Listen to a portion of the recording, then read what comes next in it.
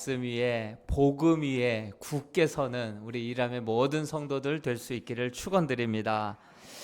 저는 제가 사역하는 교회에서 한 성도도 교회는 다니는데 복음을 듣지 못하고 복음을 모르고 구원받지 못하는 영혼이 한 영혼도 없게 되기를 간절히 기도하고 있습니다.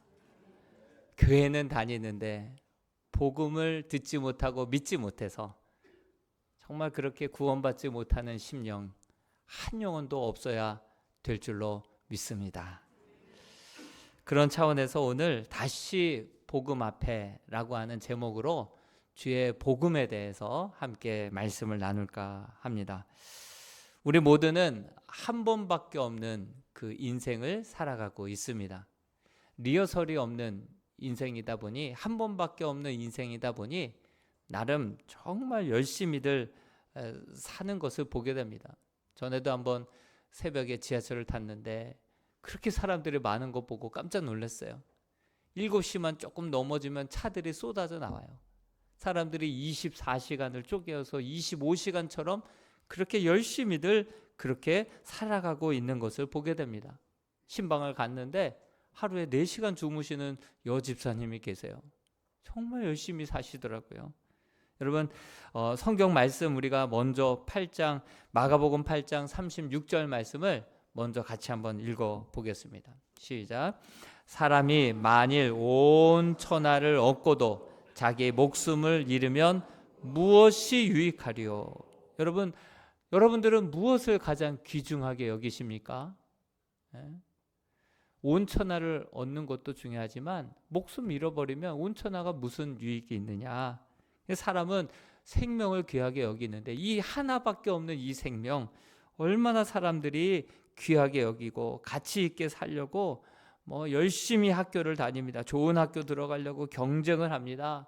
요즘처럼 취업이 잘 안 될 때에는 갈 때까지 가보자 하면서 박사 과정을 2개, 3개 따는 분들도 적지 않더라고요.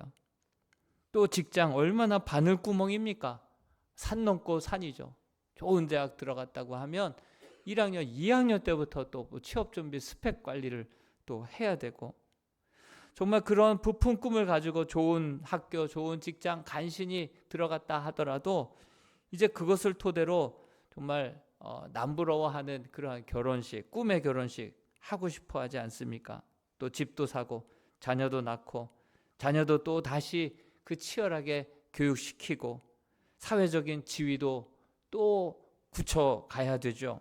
이렇게 수고하고 지내다가 사람은 결국 병이 들게 되어 있고 늙고 병들어 결국은 죽게 되어 있죠. 이것이 인생의 전부일까요? 정말 사람은 돈, 명예, 학문, 쾌락 등을 통하여서 행복하고 의미 있는 삶을 그렇게 살고 누리고자 그렇게 치열하게 열심히 살아갑니다. 그러나 이 모든 것을 가진 사람조차도 사장인데도 불구하고 뛰어내리는 사람이 있더라고요. 최고의 권력 누려봤지만 또 뛰어내리는 사람이 있더라고요. 정말 열심히 살면 살 만큼 이것이 인생이었더냐 생각해 볼 때 더 깊은, 더 큰 허무함을 느끼곤 합니다. 우리 전도서 1장 7절 말씀에 그 원인을 한번 들여다 볼까 합니다. 전도서 1장 7절 말씀을 같이 한번 읽어보겠습니다. 시작. 모든 강물은 다 바다로 흐르되 바다를 채우지 못하며 강물은 어느 곳으로 흐르든지 그리로 연하여 흐르느니라. 태초부터 강물이 계속해서 흐르고 흘러서 바다로 계속해서 채우지만 한 번도 바다를 차고 넘치게 한 적이 없어요. 마찬가지예요. 우리의 마음에 계속해서 이 세상의 물질과 학문과 지위와 부와 명예로 채우고 또 채우지만 우리의 마음이 차지 않는다는 거예요. 만족이 없다는 거예요. 행복이 없다는 거예요. 열심히 산 만큼 더 큰 공허함을, 이것이 인생이었더냐, 그 깊은 공허를 또 두려움을 느끼는 게 인생이라고 하는 것이죠. 그래서 최고의 수학자 종교 철학자인 파스칼은 이렇게 이야기합니다. 인간의 마음에는 저마다 큰 구멍을 가지고 살아가고 있다. 그것은 이 세상 어떤 것으로도 다 채울 수 없다. 오직 하나님을 만날 때만이 그 깊은 큰 구멍은 비로소 채워질 수 있다. 이렇게 파스칼이 이야기합니다. 또 어거스틴은 뭐라고 얘기합니까? 인생의 수많은 사생아도 낳았었고 여러 방랑도 왔고 다른 이교도에도 많이 빠졌던 어거스틴은 뭐라고 얘기합니까? 인생의 방황은 하나님을 만남으로 끝났다. 이렇게 고백을 하고 있습니다. 여러분, 오늘날 우리의 삶이 정말 많이 더 소유하고 많이 먹고 많이 마시는데도 불구하고 왜 여전히 만족하지 못하고 행복감이 OECD 국가들 중에서도 거의 하위에 해당되는 이유가 뭘까요? 식당에 가봤더니 영조 수라상, 세종대왕의 수라상 이런 게 있어요. 돈만 있으면 왕이 먹었던 수라상을 다 먹어요. 어떻게 보면 그때 왕보다도 더 편리한, 더 풍요로운 삶을 우리가 누리고 살아가고 있지 않습니까? 그럼에도 불구하고 만족이 없고 행복하지 않는 이유가 무엇일까요? 성경에 보니까 하나님께서 본래 인간을 하나님의 형상으로 지었다는 거예요. 여러분, 하나님의 형상으로 지음받은 인간은 짐승과는 다른 영혼이 있습니다. 영혼. 짐승은 본능에 충실하죠. 잘 배만 부르면 잘 잡니다. 종족 번식을 위해. 어떻게 보면 인간들은 뉴스에 나오는 인간들 보면 본성만 남아있는 인간들도 있어요. 근데 하나님의 형상으로 인간을 만들었어요. 왜 그랬을까요? 왜 그랬을까요? 하나님은 영이시니 예배하는 자가 영과 진리로 예배할지니라. 하나님은 영이시고 우리를 하나님의 형상을 닮은 영적인 존재로 만들어서 그 신앙을 통하여서 하나님과 만남을 갖고 또 인격적인 교제와 친밀한 동행을 하기 위하여서 우리를 하나님의 형상대로 지은 줄로 믿습니다. 그러므로 우리의 한 번밖에 없는 그 인생, 70이여 강건하면 80인 인생을 이 땅에 무엇을 먹을까 마실까 입을까만을 위해서 살아간다고 해서 그 안에 만족을, 그 안에 행복을 느끼지를 못합니다. 진정 주님을 만날 때, 주님 안에서 진정 우리가 죄의 문제가 해결되고 죽음의 문제가 해결될 때만이 비로소 우리는 안식을 누리고 평안을 누리고 정말 이 땅에 발을 딛고 살아가지만 하늘에 속한 자로 확신 가지고 살아가게 될 줄로 믿습니다. 여러분, 그것을 고린도전서 1장 9절에 이렇게 이야기하고 있습니다. 너희를 불러 그의 아들 예수 그리스도 우리 주와 더불어 교제하게 하시는 하나님은 미쁘시도다. 그렇습니다. 인간은 일단 하나님을 만나야 합니다. 그리고 하나님과 그 교제를 나누며 살아갈 때 우리는 그 안에서 진정한 안식과 진정한 행복과 진정한 평안을 비로소 맛볼 수 있다라고 하는 사실입니다. 이것을 경험해 보신 분들은 제가 무슨 말 하는지 알 수 있을 것입니다. 그런데 하나님과 인간 사이에 그만 죄가 들어왔습니다. 에덴 동산에서 하나님과 그러한 친밀한 교제를 나누고 있던 그런 사이에 뱀이 유혹해서 죄가 그 안에 들어와서 하나님과 인간 사이에 그렇게 담을, 깊은 골을 만들어 놓았습니다. 죄에는 영향력이 있어요. 우리가 선생님 물건을 훔치면 나중에 선생님 앞에 자꾸 서기가 불편해지지 않습니까? 죄에는 영향력이 있어요. 그래서 죄로 말미암아 자꾸 거리감이 생기게 되죠. 하나님과 자꾸 멀어지게 되고 섭섭하게 되고 삐지게 되고 등 돌리게 되고 멀어지게 되는 것이죠. 그것이 바로 죄의 영향력입니다. 사람은요, 생각보다 죄인입니다. 다른 사람 볼 거 없어요. 여러분들 보시면 아시잖아요. 저는 인간은 두 종류의 죄인이라는 생각이 들어요. 들킨 죄인 아니면 안 들킨 죄인. 제가 형무소에 복음을 전하러 갔었을 때 거기에서 사람들이 잠깐 말씀 시간이라고 해도 다들 그냥 딴 데 보고 있고 고개만 푹 숙이고 있고 드러누워 있고 그래요. 제가 처음 인간은 죄인입니다. 들킨 죄인과 안 들킨 죄인이 있고 여러분들은 들켰고 저는 안 들켰을 뿐입니다. 다 같은 인간은 죄인입니다. 이렇게 고백을 했었죠.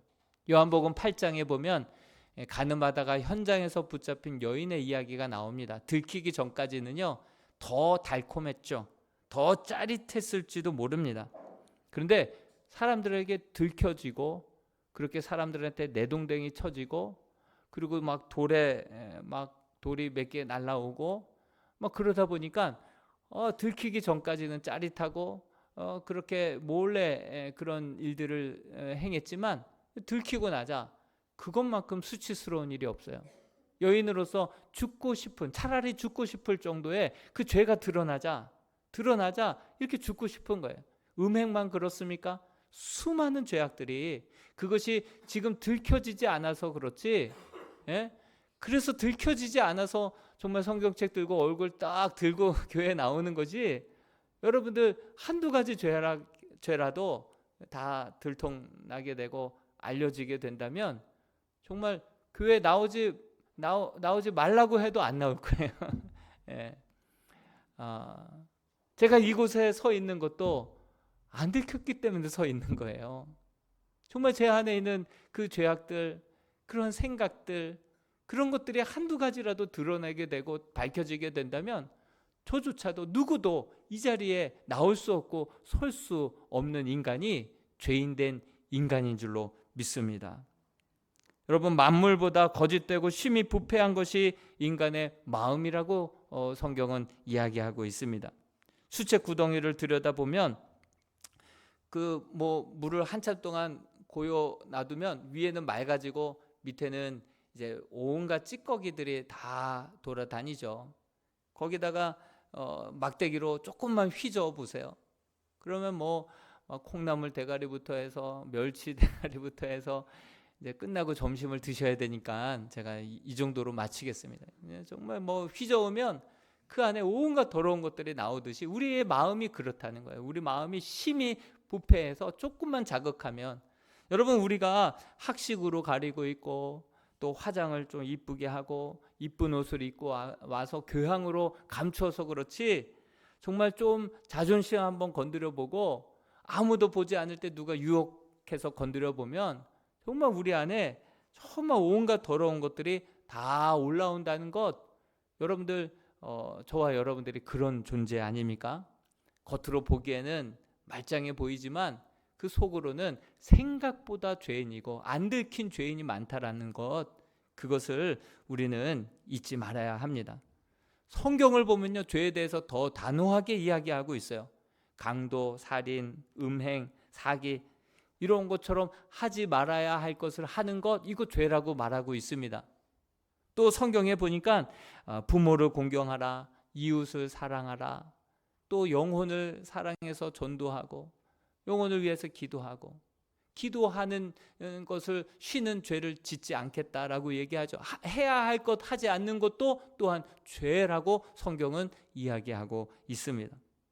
또 세 번째로는 마음에 품은 생각들, 악한 생각이 결국은 음행으로, 악한 생각이 결국은 살인으로 나오는 거 아닙니까? 미움, 거짓, 교만, 음란, 정욕, 이런 것들이 바로 생각만 해도 그것이 바로 살인이니라, 그것이 바로 음행이니라, 이렇게 성경은 말하고 있다고 보면 여기에서 죄인 아닌 사람이 어디에 있어요? 사실 깨끗한 성인 군자라 하더라도 생각 속으로, 마음 속으로, 손과 발로 하루에 최소한 한 3번 정도는 짓지 않을까 싶어요. 그런데 그런 사람이 365일이면 몇 건입니까? 그분이 요새 100세 시대라서 90세 살았다고 하면 몇 건입니까?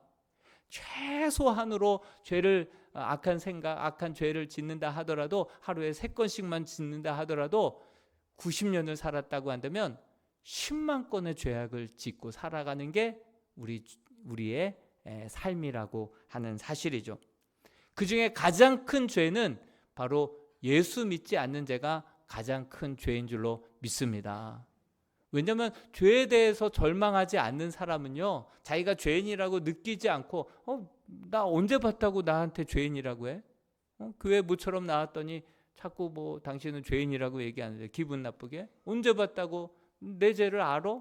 이렇게 얘기하죠. 내가 죄인이라는 것을 깨닫지 못하고 고백하지 못하면 예수 그리스도가 왜 죽으셨는데요? 나의 죄 때문에 죽으시고 부활하셨는데 예수가 필요 없죠. 예수가 필요 없다고 하는 사람, 예수 믿지 않는 사람, 그 어떤 죄악도 용서함, 해결받지 못함으로 말미암아 예수 믿지 않는 죄가 가장 큰 죄다라고 그 월남 이상재 선생님이 그 감옥에서 성경을 읽다가 그 환상 가운데 주님을 만나고 네가 예수 믿지 않는 죄가 가장 큰 죄다, 그 말씀을 받은 거예요. 그리고 이 민족으로 하여금 예수 믿지 못하게 하는 죄가 더 큰 죄다, 그것을 깨달은 거예요. 그 감옥이 바로 다메섹 도상이 되어서 그곳에서 180도 바뀌어지고, 나오자마자 그 종들을 불러, 조선시대니까 집에 하인들이 있지 않습니까? 종들을 불러다가 그들을 다 복권시켜주고 자기의 땅들을 다 나눠주고 한평생 기독교 정신으로 살고 그 민족의 스승으로 독립운동가들을 교육을 통해서, 신앙의 교육을 통해서 이 민족의 살 길은 기독교다 생각하고 계속해서 YMCA에서 그 청년들을 가르쳐서 청년들의 아버지, 민족의 스승, 그가 돌아가셨을 때 서울 시민이 30만 명이었는데 20만 명이나 쏟아져 나와서 함께 그의 장례를 함께 슬퍼하고, 일제시대라서 그 국가장이 없었죠. 사람들이 쏟아져 나와서 그렇게 사회장으로 치렀다. 전에 특별 새벽 기도회 때 제가 말씀을 나눴던 기억이 납니다. 죄악 중에 큰 죄악은 예수를 필요로 하지 않고 예수 믿지 않는 죄가 그 어떤 죄악도 해결할 수 없기 때문에 가장 큰 죄다라는 것을 성경은 말하고 있습니다. 우리가 그 죄를 인정하든 인정하지 않든, 그 죄가 크든 작든 죄를 지은 인간 반드시 죽어서 심판받게 되어 있습니다. 히브리서 9장 27절 말씀에 보면 한 번 죽는 것은 사람에게 정해진 것이요 그 후에는 심판이 있으리니, 이렇게 말하고 있습니다. 여러분, 제가 예언 하나 하겠습니다. 반드시 인간은 죽습니다. 여러분들은 반드시 죽습니다. 날 때는 순서가 있어서 생년월일이 다 있지만 갈 때는 순서도 없습니다. 반드시, 그 누구도 예외 없이 언젠가는 반드시 죽는다라고 하는 사실입니다. 그러나 그 죽음 이후에는 죽음이 끝이 아닙니다. 많은 사람들이 죽음이 끝이지 생각하고 자기의 자신의 생명을 스스로 끊는 경우도 있어요. 죽으면 끝입니까? 아니요, 성경은 그렇게 말하지 않아요. 그리고 많은 인사체험을 하고 천국을 다녀온 사람들이 그 사고 가운데 자기의 모든 하는 말, 되어지는 일들을 다 보면서 천국 갔다가 오고, 또 빛 가운데 주면 많은 간증들도 있고 경험들도 있고, 성경이 말하고 있습니다. 죽음이 끝이 아니라고, 그 이후에는 심판이 있다라고 말씀하고 있습니다. 죄를 가지고 있는 사람이 심판을 받게 되면 그 결과 어떻게 되겠습니까? 계시록 21장 8절 말씀을 두렵고 떨리는 마음으로 함께 읽어봤으면 좋겠습니다. 시작. 그러나 두려워하는 자들과 믿지 아니하는 자들과 흉악한 자들과 살인자들과 음행하는 자들과 점술가들과 우상숭배자들과 거짓말하는 모든 자들은 불과 유황으로 타는 못에 던져지리니 이것이 둘째 사망이라. 첫 번째 죽음은 70이요 강건하면 80, 우리의 이 생명이 떠나가는 것, 이것이 바로 첫째 사망입니다. 근데 죄를 가지고 죽은 자가 심판을 받게 되고 판단을 받게 되어서 결국은 이렇게 불못, 영원한 단절, 영원한 지옥에 빠져들게 된다라고 성경은 분명하게 말씀하고 있습니다. 하나님은 의로우셔서 그 어떠한 작은 죄든 큰 죄든 반드시 심판하셔야 되는 거예요. 하나님이 얼마나 의로우신지 구약 성경을 보면 제사가 얼마나 복잡합니까? 번제, 소제, 속건제, 화제, 여러 가지죠. 그만큼 거룩하신 하나님이기 때문에 그와 가까이 할 수 없는 죄악을 가지고 있는 인간이 하나님과 가까워지면 돌진하는 거예요. 시내산에서 율법을 받을 때 내가 너에게 돌진할까 두려워 너희는 목욕하고 회개하고, 그렇게 정결하라 말씀하고 있지 않습니까? 하나님은 거룩하신 하나님이, 공의로우신 하나님이, 그리고 어떤 죄도 반드시 벌하셔야만 하는 그러한 하나님이시다라고 하는 사실입니다. 동시에 우리 하나님은 사랑의 하나님이십니다. 어떠한 사람도 사랑하시고 어떠한 사람도 정말 그렇게 품으시는 그러한 분이 우리 하나님이시죠. 그러면 그 공의와 그 사랑이 만나는 장소가 바로 십자가인 줄로 믿습니다. 여러분, 전쟁 중에 러시아 제국에서 부족한 식량을 훔치는 사건이 종종 발생했습니다. 화가 난 지휘관 가르시아 장군은 누구든지 식량을 훔치다가 잡히게 되는 사람 끔찍한 채찍질을 가하겠다라고 선전포고를 했습니다. 그런데 도둑을 잡고 보니 그분이 자신의 늙은 어머니셨던 거예요. 치매기가 있다 보니까 그것을 훔친 거예요. 그러니 어떻게 하겠습니까? 그 늙은 노모를 채찍질하면 돌아가실 것 같고, 또 그가 자기가 선포한 말씀대로 그렇게 처벌하지 아니하면 자기의 권위가 서지 않고 기강이 군대에 서지 않고 어떻게 하겠습니까? 그날이 되었을 때 그 가르시아 장군이 자기의 겉옷을 벗어 던집니다. 부하 직원에게 나를 치라고 합니다. 그래서 채찍에 맞습니다. 그로 인하여서 그는 어머니에 대한 자기의 사랑을 보여주었고, 분명히 어떤 죄인도 반드시 내가 말한 대로 이렇게 처벌을 받는다라고 하는 공의도 함께 이루었죠. 여러분, 십자가가 바로 공의와 하나님의 사랑이 함께 이루어진 곳이 바로 십자가 사건인 줄로 믿습니다. 죄는 우리가 지었는데 죽기는 누가 죽으셨습니까? 대신 예수 그리스도께서 그 죄를 담당하시고 죽으셨다는 것이죠. 친구를 위하여서 목숨을 바치면 이보다 더 고귀한 사랑이 어디 있느냐? 성경에 말했듯이 의인을 위하여서 간혹 죽는 사람은 있지만 죄인을 위하여서 죽는 자는 없다. 그가 바로 예수 그리스도이신 줄로 믿습니다. 그 주님이 십자가에 못 박혀 죽으시면서 다 이루었다 말씀하셨습니다. 헬라어로 테텔레스타이라고 하는 말을 외치며 돌아가셨습니다. 그것은 재판 용어예요. 법적인 용어입니다. 그것은 바로 다 이루었다, 다 그렇게 죄값을 완불했다라고 하는 그러한 헬라어 언어, 그렇게 주님은 테텔레스타이를 외치며 가셨습니다. 여러분, 우리 예수님은 죽으셨을 뿐만이 아니라 다시 부활하신 줄로 믿습니다. 우리 고린도전서 15장 3절에서 4절 말씀을 같이 한번 읽어보겠습니다. 시작. 내가 받은 것을 먼저 너희에게 전하노니 이는 성경대로 그리스도께서 우리 죄를 위하여 죽으시고 장사 지낸 바 되셨다가 성경대로 사흘 만에 다시 살아나사. 그렇습니다. 우리 주님께서는 죽으셨을 뿐만 아니라 성경대로 말씀하신 대로 약속대로 다시금 사흘 만에 부활하신 줄로 믿습니다. 그러므로 예수 그리스도께서 역사 가운데 들어가잖아요. 그러면 BC와 AD로 역사가 나눠져요. 예수님 오기 전과 예수님 오신 이후로 역사가 갈라져요. 여러분, 사람 인간 속에 예수 그리스도를 영접하게 되고 믿게 되잖아요.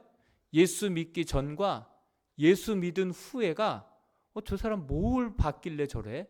저럴 정도로 180도 달라지는 놀라운 역사가 일어나게 되는 줄로 믿습니다. 여러분, 이 로마의 속국이었던 이스라엘의 그 종교가 그 로마는 세계로, 세계는 로마로 그 로마 제국을 기독교화 만들어 갔던 것은 예수 사건이, 부활 사건이 실제로 목격자들이 많이 있었고 그 부인할 수 없었던 사건이었기 때문에 그 로마가 국교가 기독교가 된 그 역사가 바로 증명하고 있는 것이죠. 여러분, 우리 주님께서는 죽으시는 것만으로 끝났다고 한다면 우리들로 하여금 그 죄책감, 그 사실을 믿는 그 순간, 주님은 나 때문에 돌아가셔서 아유 이 바보 천치, 죄책감으로부터 우리를 건질 수 없을 거예요. 그러나 주님은 죽은 것만으로 끝난 것이 아니라 다시금 부활하심으로 우리의 모든 죄와 죄의 책감과 죄의 모든 사망 권세 영향력까지 우리에게 다 도말해 주시고 용서해 주시고 하나님의 자녀가 되는 권세를 주신 분이 우리 주님인 줄로 믿습니다. 제가 이 진리를 언제 더 뼈저리게 깨달았냐면 그런 사건이 하나 있었습니다. 전에 제 아내가 간호사 일을 했을 때 그 선배가 있었어요. 그 선배가 나이트 근무를 서고 또 하루 그 다음날 밤을 새서 아침에 퇴근했다가 또 하루 잠깐 쉬었다가 밤에 또 와서 나이트 근무를 쓰는 거예요. 이틀 연속 이제 나이트 쓰고 그 다음에는 이제 오프 하루 쉬는 거죠. 그래서 나이트 근무 하루 쓰고 왔기 때문에 아침 8시에 퇴근했습니다. 그리고 아이가 방학이라서 8살 아들이 있었는데 학교를 가지 않았어요. 그래서 엄마 자야 저녁에 또 퇴근하니 또 출근하니 가스불만 켜서 너가 점심 먹고 그리고 무슨 일이 있으면 아빠한테 연락해. 그리고 엄마가 이제 잠에 들었죠. 낮에 돼서 아이가 가스불을 켜는데 그 옆에 수건에 불이 붙은 거예요. 그러니까 뭐 순간 불은 거실로 번졌죠. 엄마가 뭐라고 얘기했어요? 아빠한테 전화해. 그러니까 아빠한테 전화한 거예요.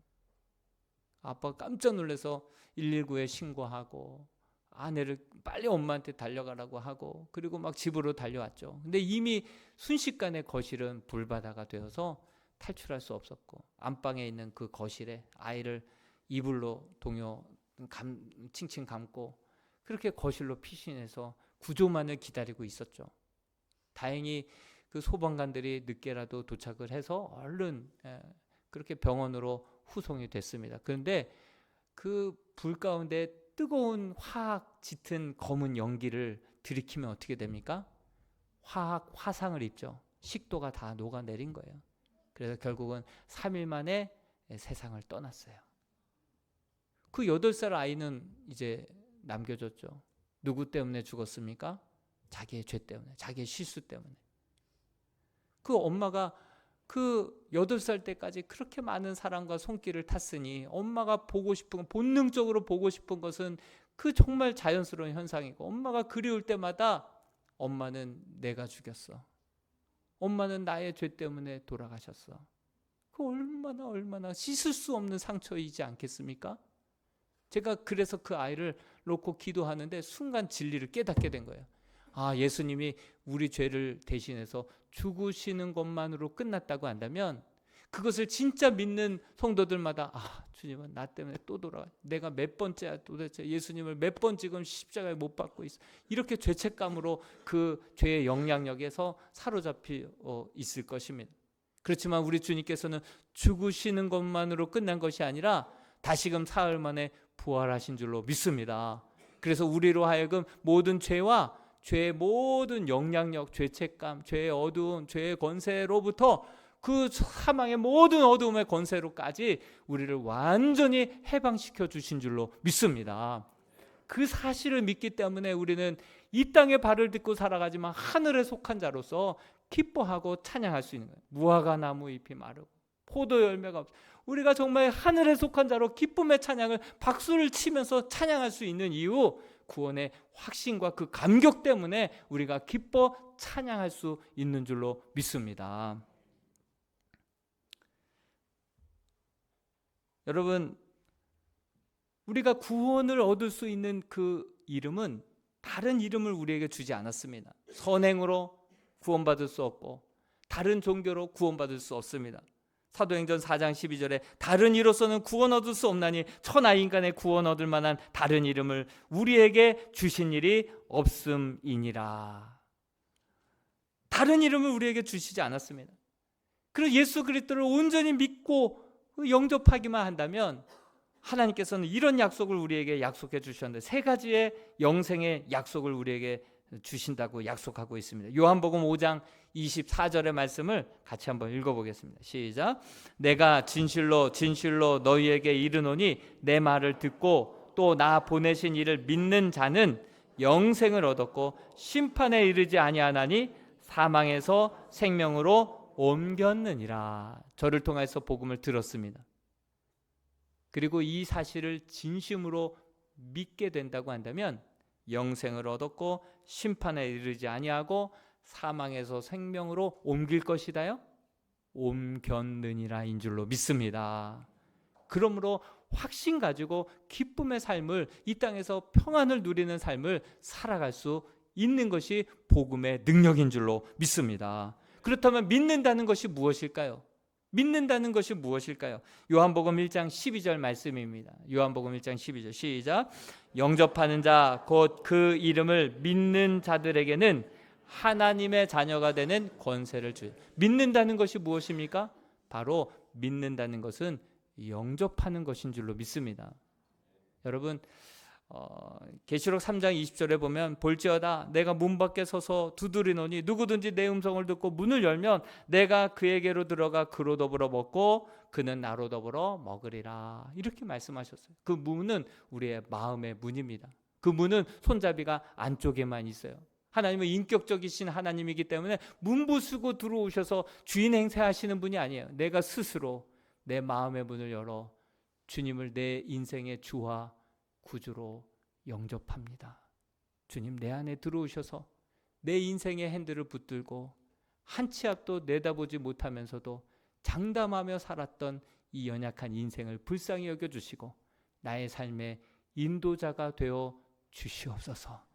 우리의 인생의 핸들을 그분께 맡길 때 그 조혜련이 그렇게 고백을 하는 거예요. 그 전까지만 해도 자기 스스로가 인생의 핸들을 붙들고 자기가 주인 행세 아니 열심히 산다고 살았지만 많은 사람 상처 줬고 많은 사람과 헤어졌고 많은 사람 고통을 줬는데 그 인생의 핸들을 주님께 맡기고 나서야 눈물을 흘리면서 이게 바로 복음이구나. 이렇게 모든 염려와 근심과 걱정을 주님께 맡길 때 이런 평안, 세상에서는 맛보지 못했던 듣도 보지도 못했던 그런 평안이 임하는 것을 경험하고 눈물로 간증하고 눈물로 지금 그 성경 전도사가 되어서 정말 전국에서 그렇게 복음을 전하고 있지 않습니까? 여러분, 선택은 여러분들에게 달려 있습니다.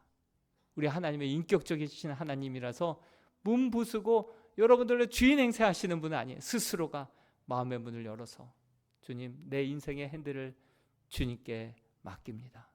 나보다 나를 더 잘 아시고 내가 잘 되기를 가장 바라시는 그 주님께서 내 인생의 핸들을 붙들고 나의 앞길을 주님께 맡깁니다. 내 고통, 내 죄악, 내 삶의 무거운 짐, 스스로 할 수 없는 그 모든 문제들까지도 주님 앞에 다 맡깁니다.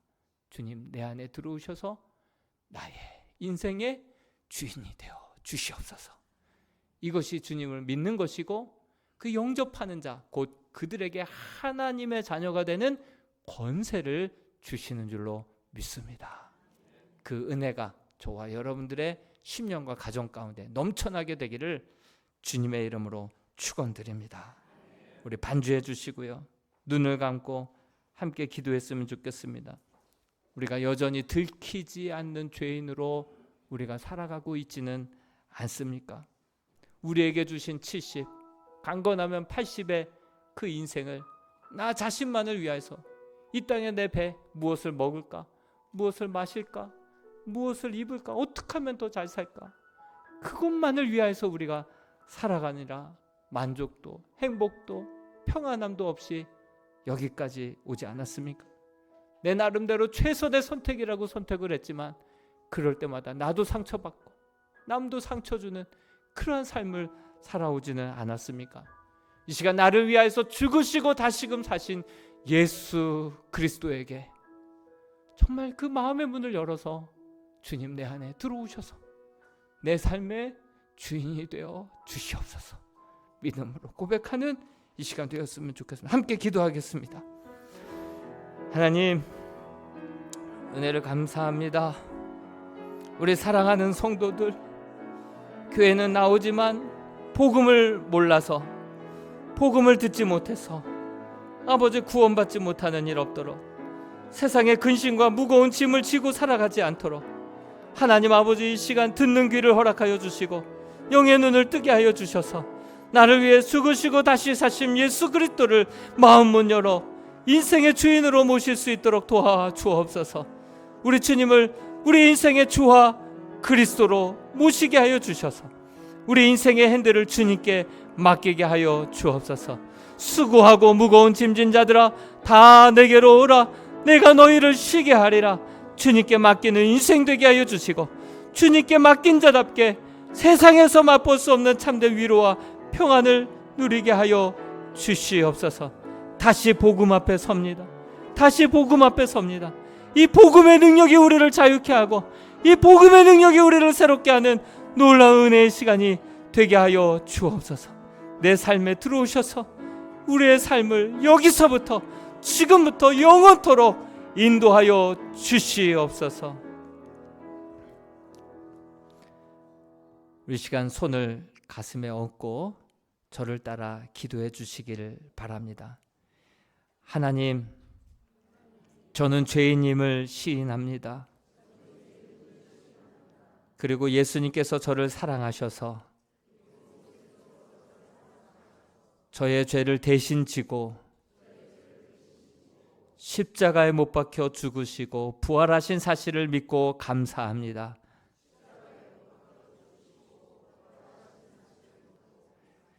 이제 예수님을 저의 구주로 믿고 제 마음에 모셔드립니다. 제 마음에 들어오셔서 제 삶을 인도해 주옵소서. 예수 그리스도의 이름으로 기도하옵나이다. 아멘. 우리 하나님께 영광의 박수를 돌리겠습니다. 제가 축도로 예배를 마치겠습니다. 이제는 우리를 죄에서 건지신